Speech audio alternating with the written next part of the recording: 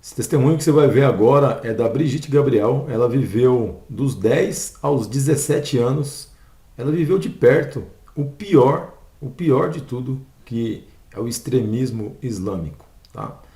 E eu quero que você envie esse vídeo aqui. Assiste até o final, está em inglês, mas tem legenda. Assiste, depois reassiste caso você não entenda alguma coisa.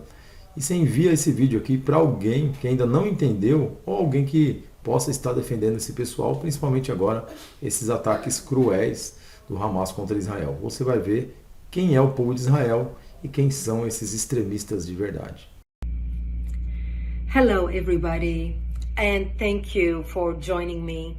My name is Brigitte Gabriel, and I wanted to share with you my story. I realized yesterday when I put a post about my background that many of my new followers and people who know me as a political commentator who's always commenting on political events and current events, that a lot of people have no idea about my background and why I am so passionate speaking the way I speak. But let me share with you my background, and you'll understand where this passion comes from, and why this week has been so difficult for me watching what's happening in the Middle East. You see, I was born and raised in Lebanon, which used to be the only majority Christian country in the Middle East. We were open-minded, we were fair, we were tolerant, we were multicultural. We prided ourselves on our multiculturalism. We had open borders. We welcomed everyone into our country because we wanted to share with them the westernization which we had created in the heart of the Middle East. Lebanon became Paris of the Middle East, banking capital of the Middle East. Unfortunately, all that began to change when we accepted a wave of refugees into our country, people who did not share our values, but wanted to use Lebanon as a launching pad to kill the Jews and drive them into the sea. Lebanon was the only country in the Arabic world that accepted the third wave of Palestinian refugees. When they came to our country, they wanted to destroy our country. They ended up destroying our country.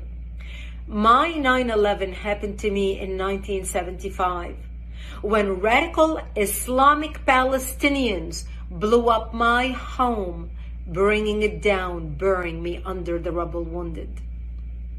I ended up in a hospital for 2.5 months. And as I laid in a hospital bed, hooked up to IVs, I would ask my parents, why did they do this to us? And my parents would tell me, because we are Christians, they consider us infidels and they want to kill us. So I learned since I was a 10-year-old little girl that I am wanted dead simply because I was born into the Christian faith and lived in a Christian town. We ended up leaving the hospital and coming back home, but my home was no longer the home I left. I ended up living in a bomb shelter underground in an 8x10 room without electricity, without water, and very little food. And that's where I lived for the next 7 years of my life, from the age of 10 till the age of 17, robbed of my youth.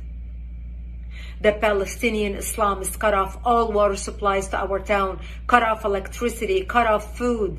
In order for us to go out and get some greenery, we would go out and dig out dandelions and different greenery that grew around our bomb shelter because it was the only salads we had to eat.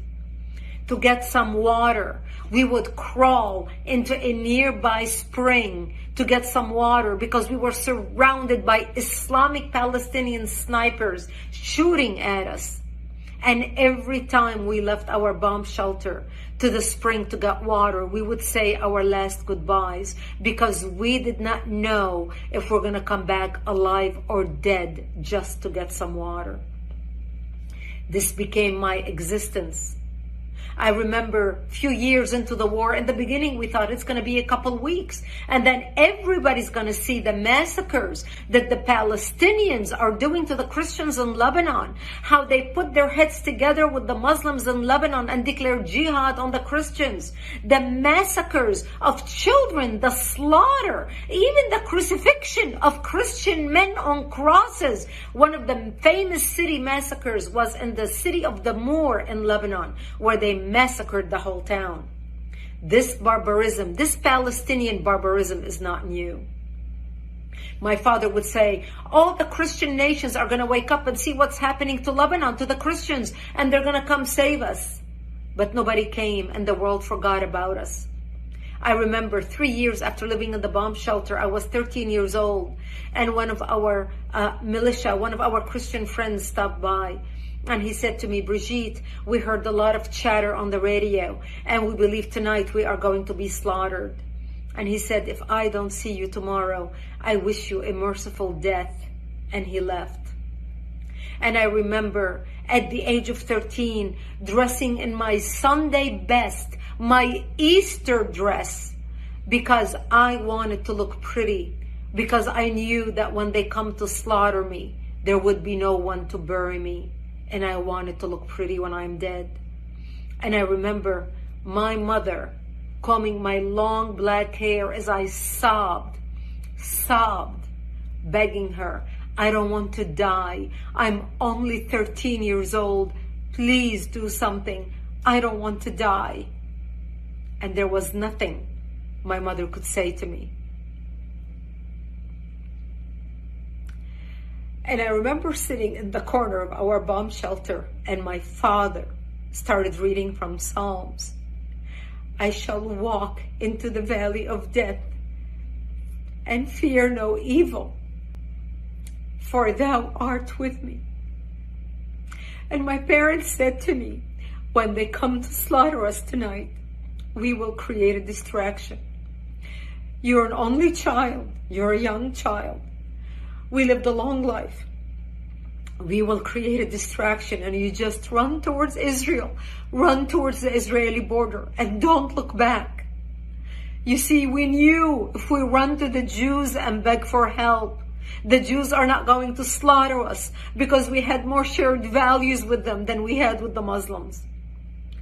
Thank God I did not have to make that decision that night, because that's the night when Israel came in physically into Lebanon and established the security zone and kicked out the radical Islamic Palestinian element that surrounded our town. And Israel set up artillery bases in the hills surrounding our town.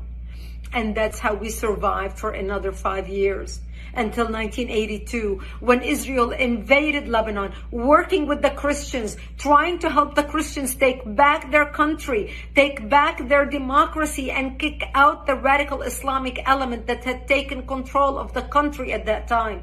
We had 11 Islamic terrorist organizations operating out of Lebanon, including the PLO, the Palestinian Liberation Organization. And Israel finally ended up kicking Yasser Arafat and his cronies all the way to Tunisia. And that's how we came out of the bomb shelter and back to rebuilding our lives. I ended up moving to Israel in 1984 and becoming a news anchor for World News in the Middle East, covering world events, because I wanted to make it my life's mission to fight evil, to understand how can people hate so much to commit such atrocities.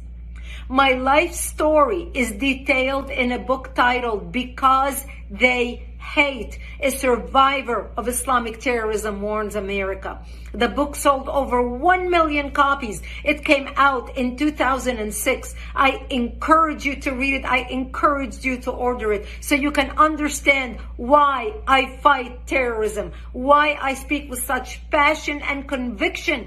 People who watch me debate people and fight people and care less about the labels people throw at me. They call me radical. They call me a hater. I don't hate anybody. I pray for the Middle East. Today I'm praying for the Jews, for the Palestinians, for the Lebanese, for the innocent people who are dying or who are going to die because of the work of Hamas, because of the work of Hezbollah, because of the work of Iran, because of the crazy radicals who want to kill, who want to create mayhem on the world.